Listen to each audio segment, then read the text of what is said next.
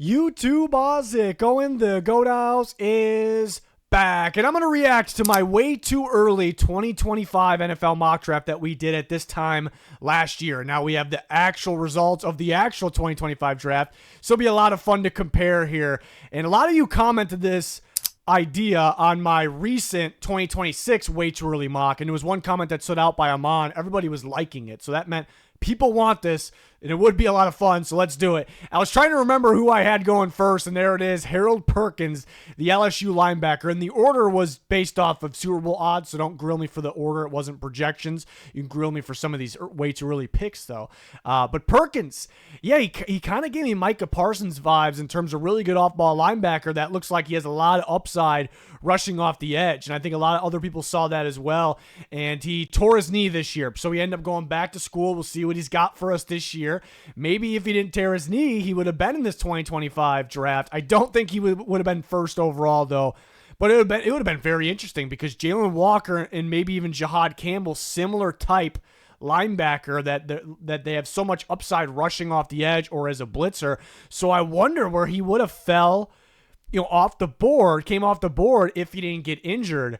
I think in the range of those guys, I'd probably say Walker would have gone. I guess it depends on how Perkins' season was, if he wasn't injured. But I think Walker probably would have been the first one of those types to still come off the board. But an interesting selection I went with here, first overall. And you see me behind, my hair's a little longer right now. It's getting a little out of control. But that's what's going on behind me. Me talking from this video from a year ago. But second overall. And then we got Will Campbell going to the Patriots. I remembered I think I got a few right, maybe not in the exact spot.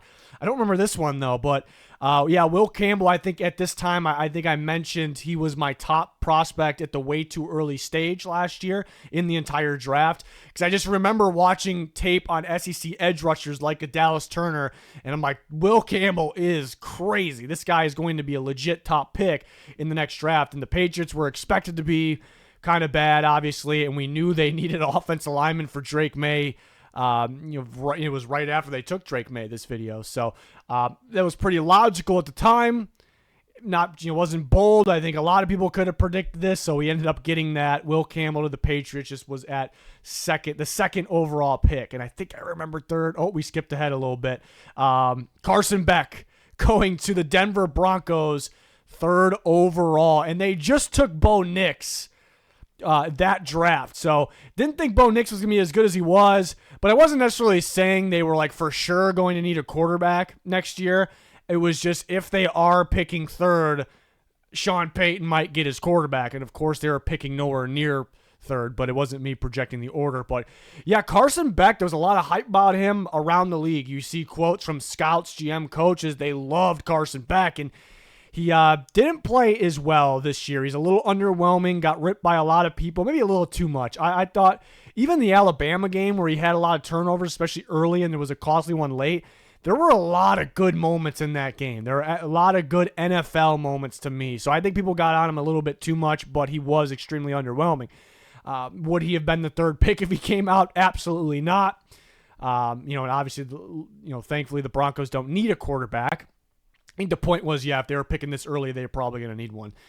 That's kind of how we did things at the way too early stage. But Carson Beck transferred to Miami. I think he could play, Cam Ward route. I think he could play some pretty good ball. And again, there are people within the league that think he has what translates to the NFL. Some things that really translate in terms of his traits, and overall pretty accurate quarterback as well. Was a little banged up last year, especially down the stretch. So did that play a part, for him? Can he improve under pressure? But yeah, so that was a miss, obviously, but he wasn't in the draft at least. So I guess we can wait and see next year and see if he goes this early. And people will say no shot, but I think there's some sort of chance, but not that I'm really fully counting on it. We'll see how he plays for Miami this year. And I already saw, fourth we had the Titans at 4 overall getting Luther Burden, and the Titans ended up with the first pick. And obviously they took Cam Ward. Maybe we were thinking, Will Levis could work out, because he actually did look pretty promising at the end of the previous year, had some flashes. And Luther Burden was supposed to be a top pick, and he actually ends up slipping through the second round. The Chicago Bears steal him in the second round of the 2025 NFL draft. But so it's interesting. We kind of see, like, all right, this kind of looks like a steal. And he was supposed to be this early of a pick because how good he was in 2023 and less production in 2024. But, man, if you watched Missouri, they had quarterback issues, and their main quarterback, Brady Cook, was injured. Even when he was playing, he was kind of banged up, or he would sit out. And, the reserves, the backup, Drew Pine, really struggled. So it resulted in a lot of, gadget plays to get Luther Burden the ball. Not because that's what he needs, but that they just wanted to give him the ball, and they couldn't get the ball downfield. So maybe the Chicago Bears, everyone's kind of in agreement they kind of got a good value pick, borderline steal there. So maybe it's even bigger of a steal than we thought. So had him in the first. That didn't quite happen. But going 4, get to the 5th pick. And then we got another one, even though he did not go, Jackson Dart did not go 5th overall. The Giants traded back in the back end of the first round. I remembered this one. I remembered me mocking Jackson Dart to the Giants. I was a big Jackson Dart guy. I was higher on him actually before the year than actually in this draft process, even though I thought I was fairly high on him, and he was my second quarterback in the draft. But I remember just thinking he would really fit with Brian Daboll's offense. So that happened. They traded back up in the end of the first round and grabbed him. So he didn't go quite this early, but I thought we were on the right track there. With Dart being maybe one of the better quarterbacks in the class and having a chance to go. He went in the first round, so I did pretty good on that one, I guess. Just not quite that early. And then we got James Pierce going 6th overall to the Commanders. So the Commanders, the Super Bowl odds were wrong there. The Commanders end up picking, 29th overall. And we thought that was actually a pretty common mock, leading up to the draft. James Pierce going to the Commanders, down there. But the Falcons end up trading up ahead of them and other teams and taking James Pierce. So, yeah, Pierce was maybe more of a polarizing prospect at this time last year than he was now, but I don't know. I thought it was more the character concerns that popped up on why he kind of dropped down a little bit. But, yes, everyone kind of agreed. Putting him in this range, he was just a very productive, athletic pass rusher that can win in multiple ways. So I think the Falcons got a really good football player. This would have been a really good fit with the Commanders here. 7th overall, the Cardinals taking Tetairoa McMillan. So he ends up with the Panthers, and that was 8th overall. So I thought we did pretty good there, but that was a pretty common thing as well. Wasn't a bold take at all. But, yeah, I think I was kind of thinking the Cardinals could take another receiver maybe at that time. And they actually didn't throughout this draft. I thought they, even leading up to the draft, I knew they would focus on maybe defensive line, which they did. But thought they would grab another receiver to pair with Marvin Harrison Jr. I know they got some other guys that can play, but they need another. I think teams need 2 legit number ones, and the Cardinals have one of those if Marvin Harrison kind of stays consistent, which I think he will. But interesting one because McMillan ended up going 8th overall, so pretty good there. And I want to make sure we didn't miss any. Who was 5th overall? Jackson Dart. Okay. 8th, the Vikings end up picking a lot later in this. Yeah, everyone expected them to struggle this year. They did pretty good. Didn't do so great in the playoffs. Will Johnson end up going to the Cardinals, who we just talked about, in the second round. So he ended up being a steal, but it was because of the durability or the injury concerns that weren't really a thing at this time last year. So having Will Johnson go in the top 10 was very realistic, back then. And then just because of the injury issues, he ended up sliding a little bit. It looks like the Cardinals got a steal. So the Vikings, having them get a corner, I thought that was pretty realistic, but this ended up, not panning out. Vikings picking later, Will Johnson going in the second round. Who do we have? 9. We had Shedeur Sanders going 9 to the Raiders, and this was very realistic, I think, at the time.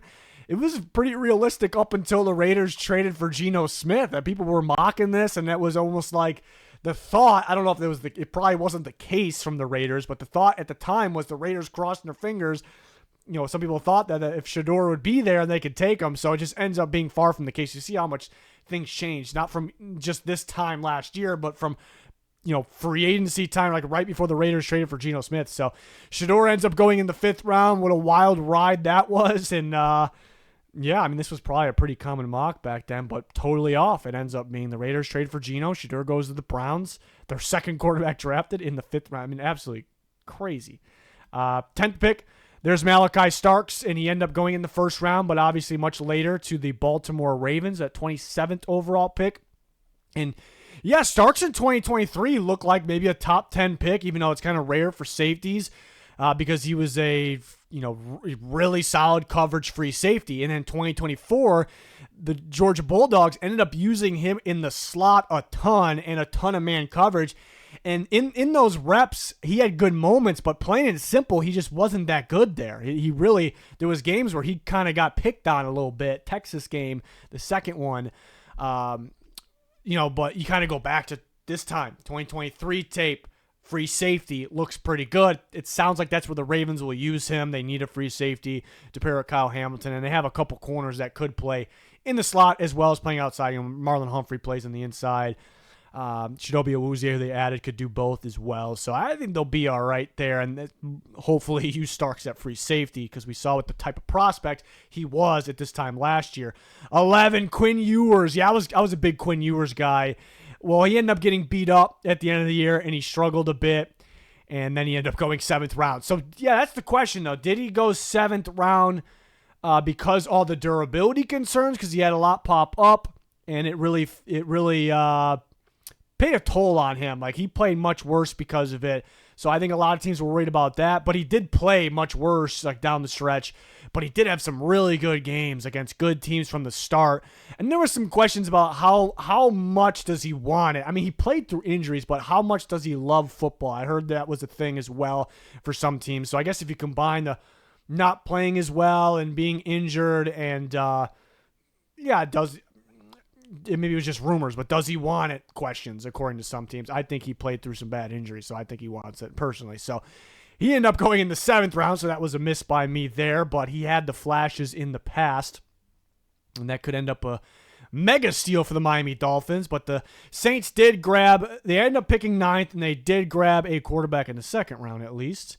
Why did I go backwards? 12.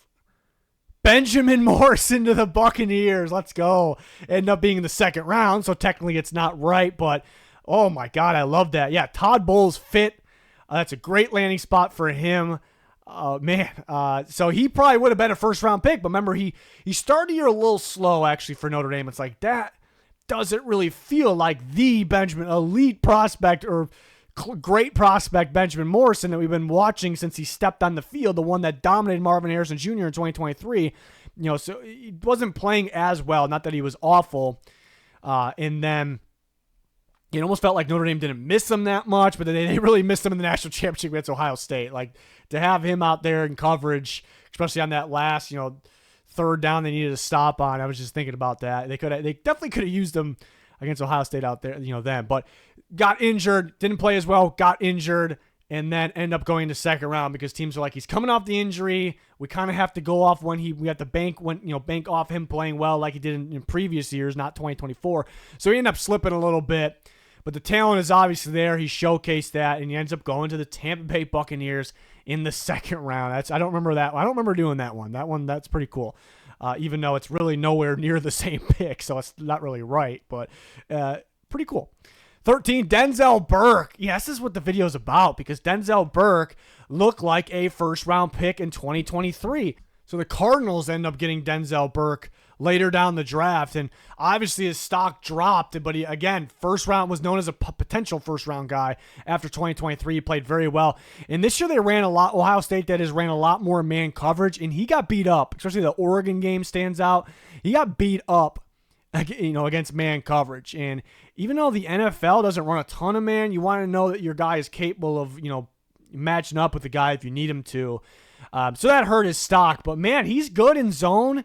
He's really good at covering shallow routes. He's good at press, even though he's not great in man. He's good. Press zone is fantastic for today's NFL. Make a team think you're playing man. You can come, get downhill, attack downhill, and tackle really physical tacklers. So the talent is there. And then maybe there's the Cardinals are a team that run a lot of zone. Maybe they can hide the fact that he really isn't great on an island. A lot of those were cover 0 too. No safety help over the top. So his job could be easier in the NFL with NFL zone talent around him. So pretty interesting. Can he work his way back up to us going, oh, like that's right. he was supposed to be this guy, right, in the first round. So, yeah, kind of made sense at the time that we had him here, but ends up being a miss. Mykel Williams went right around this range of the 49ers. It's an 11th overall. Good fit there, obviously. Yeah, so he was expected to go in this range. Was freaky length, high upside guy. Was always power stopping to run. You wish he was a little bit more productive, a little bit more explosive off the ball, but productive getting after the quarterback in the passing game. But a lot of upside, ends up being a pretty good fit with the 49ers. So we did pretty well with that one at pick 14. Didn't do well with this one. Travis Hunter ends up 15th in the way too early mock. He ends up going second overall. He was my number one player in the draft. He was a lot of people's top player in the draft. So needed him a lot earlier. Man, imagine if the Rams got him. That would have been, it wouldn't have been fair. Wouldn't have been fair. So at that time, I was calling him more of a corner. He was good at receiver, but man, this is a star corner. Still a star corner. But I was calling him a receiver. As we're watching throughout the season, and then even before we get to the draft, to draft season and the offseason, I'm going, this guy's a receiver. He's an elite receiver, has the makings to be a top-tier elite NFL receiver.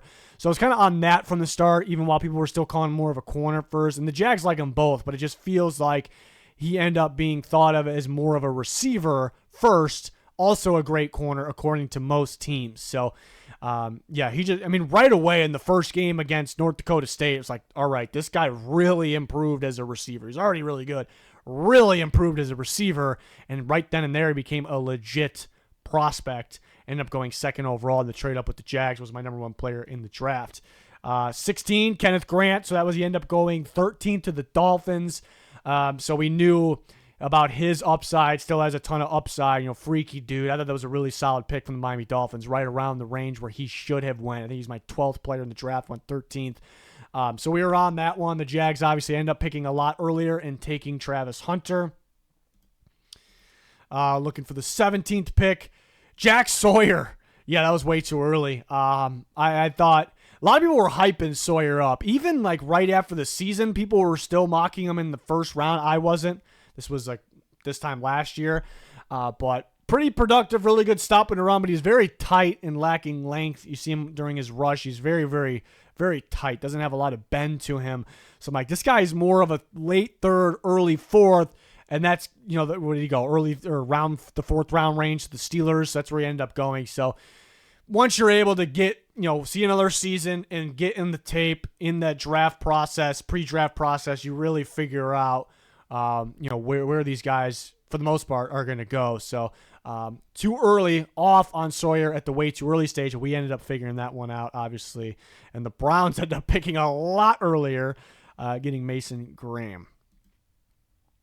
Oh, speaking of Mason, that was weird. Speaking of Mason Graham, had him going to the Bears at 18. He ended up going 5 to the Browns. Thought there was like right up to the draft when we kind of learned the Jags weren't taking Mason Graham at 5. We kind of thought the Bears could get him at 10. Thought that was a possibility. Maybe he wouldn't get by at that point. Wasn't the case. Browns traded back to 5 and grabbed Mason Graham, so he still ended up going 5 like he was supposed to the whole time, just a different team. But that would have been wild if the Bears ended up with him. So, a little off on that one. I thought Kenneth Grant would pass Graham. We knew at this time last year, like, Graham was way better than Grant. Like, way better, actually. But I'm like, Grant has insane upside, so maybe he plays that much better this season, and he passes him up because the upside didn't quite pan out, but not too far off. Graham went 5. Grant his teammate from Michigan went to the Dolphins at 13. So there you have it. 19. This was a bad one. This might be the worst one. I think I remembered this one. I see people on their way too early 2026 mocking Evan Stewart in the first, and I just disagree with it, but maybe he'll figure it out and maybe go to what we thought here. But maybe, my thinking, and he was with Oregon this past year, right? When we recorded this, he just transferred from Texas A&M to Oregon. So we haven't seen him play on Oregon yet, which you think Oregon gets more out of their players. But, he looked really good. I remember specifically watching Terrion Arnold, who was one of my favorite corners in the draft last year, on tape. Evan Stewart beat him up. Like, Arnold struggled to stick with him. Stewart was just too twitchy and way too fast for him. So I'm like, okay, guy might be legit, and he's going to Oregon. They got Dylan Gabriel over there. Oregon Ducks are juggernauts, these days. So I'm like, he's going to be something. And he had flashes, but he had a lot of moments where he disappeared. Like even down the stretch, the playoff or the Big Ten championship game, which they scored a lot of points too. He was just non-existent. It's like, where is this guy? So he might be a one-trick pony. There was rumors that maybe he was a little banged up during the year, got banged up in practice, I thought. I don't know how true those were. But yeah, right now it just kind of felt like a one trick pony, really talented at it, but just getting open downfield and tracking the ball, but doesn't really do much else. Tez Johnson was kind of their guy playing in the slot. So we'll see. He's back there, and Dante Moore, their quarterback, getting a lot of hype. So maybe he works his way back up here. But this was, even though he didn't even declare for the draft, this is a big miss by me there. 20. Nick Scorton, which was a bigger prospect, more of a first-round prospect than he ended up being, but he was still like a sure thing second-round guy. He played a little bit better for Purdue. He transferred to Texas A&M. Then we got to see him play for Texas A&M. I thought he was really good off the bat in the Notre Dame game week 1. And then for some reason, it just didn't look right after that with him. But you see, he's 20 years old. You see the talent's there. So I think the Panthers got a good one in the second round. But he ended up hurting his stock a little bit. But it kind of made sense to, at this time last year. Made sense to mock him around this range of the draft. So not too bad on that one. 21.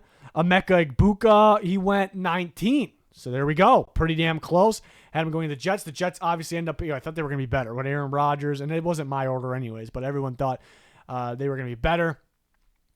They end up picking 7, and they take Membu, the offensive lineman. Emeka Egbuka ends up going to the Buccaneers, which was one of the shockers of day 1 of the NFL draft. So I think that was a pretty good one there with that in the mock. 22. Tacario Davis. Wow.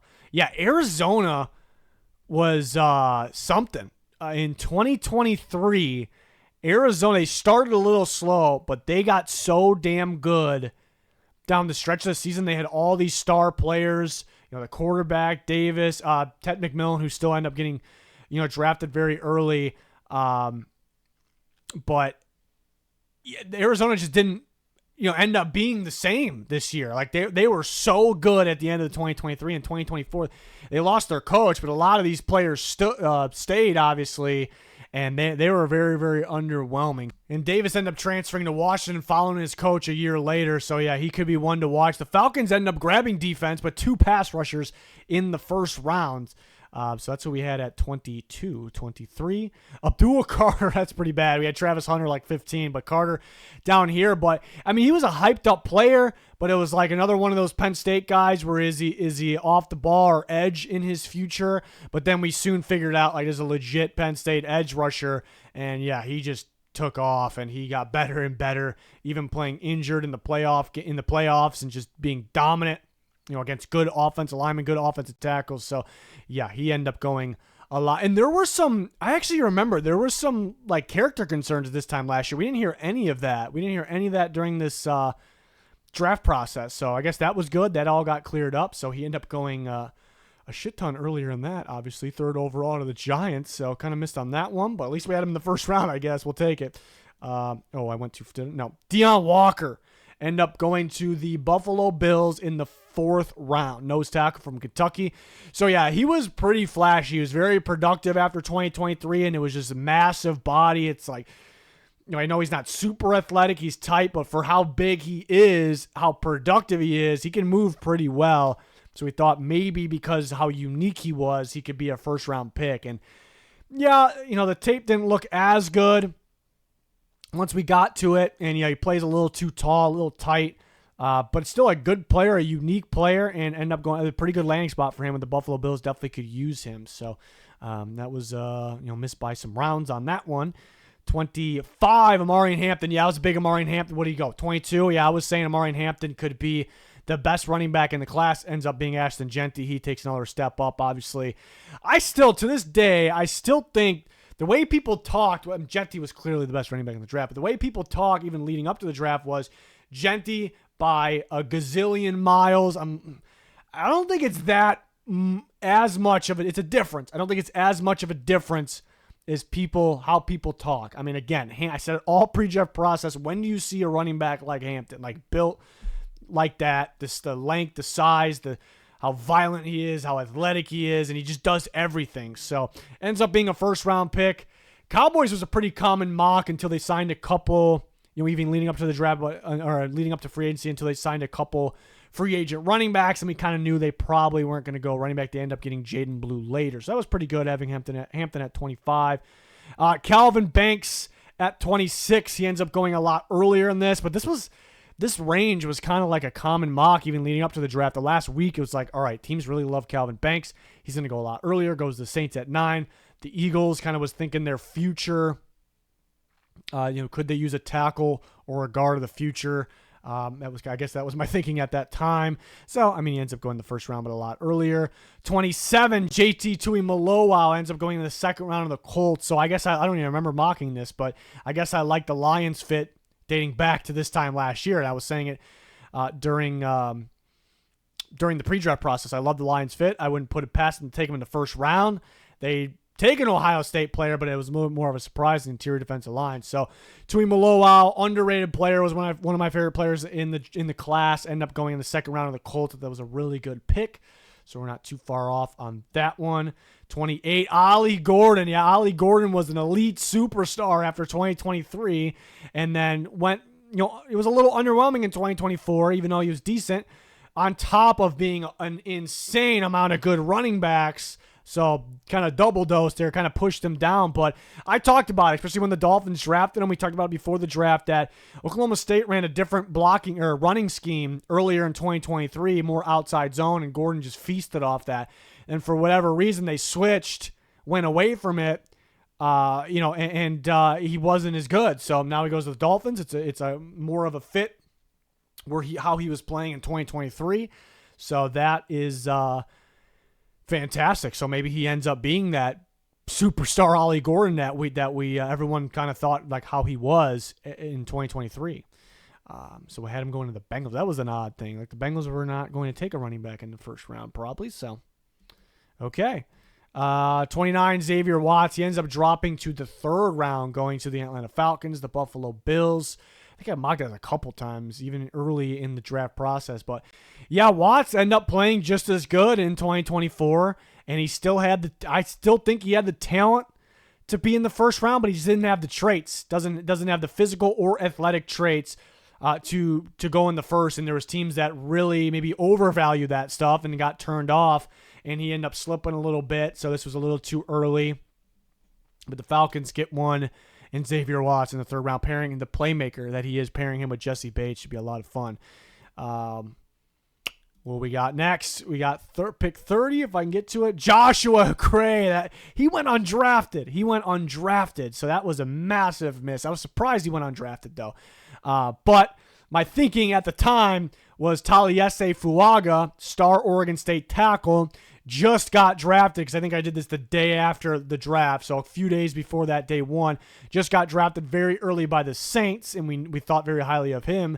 And I just remember thinking when watching him, like the other Oregon State offensive tackle, he doesn't really have the traits for it, so I should have focused on that a little bit more, but he's a really good offensive tackle as well. And Oregon State ended up moving him into the interior to guard because I think they wanted to get him ready for his NFL career because they knew his traits said he wasn't going to be an offensive tackle in the NFL. So I guess it didn't work out, but man, he was a good guard.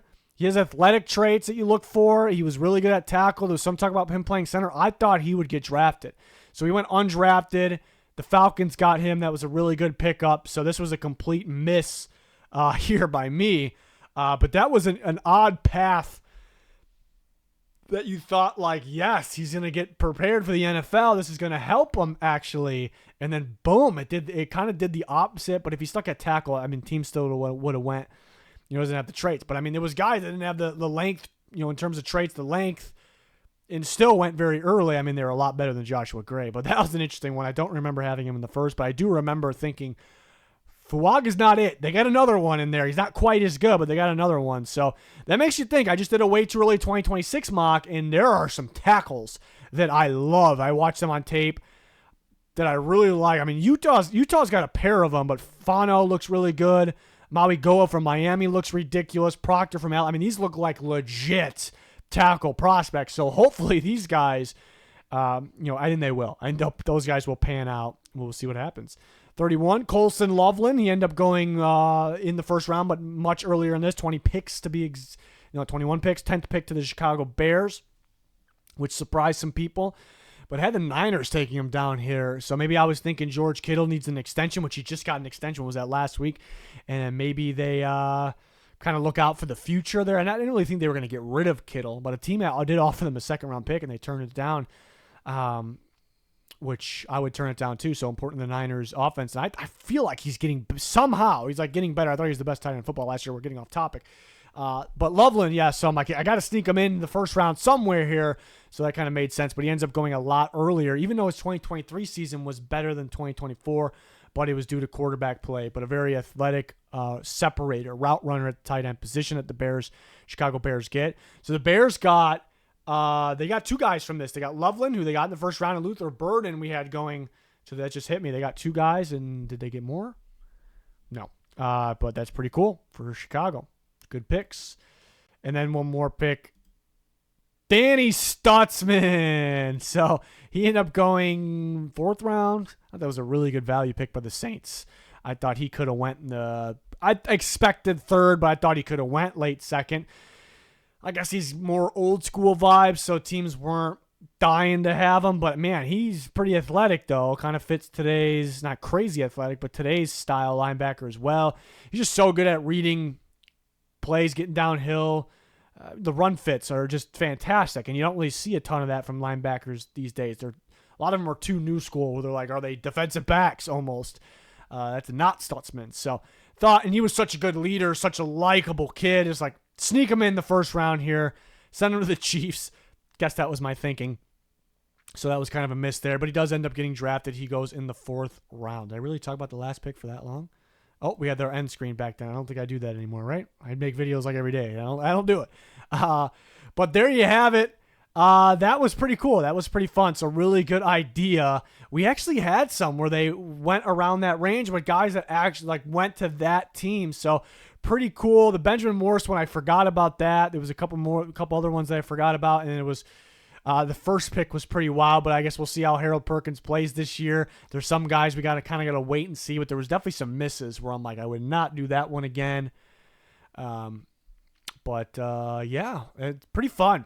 So it makes me excited about the guys that are still in college and playing this year to see how they play. I'm really excited about college football this year. So yeah, there you have it. We have a bunch of content kind of recapping the draft, grading.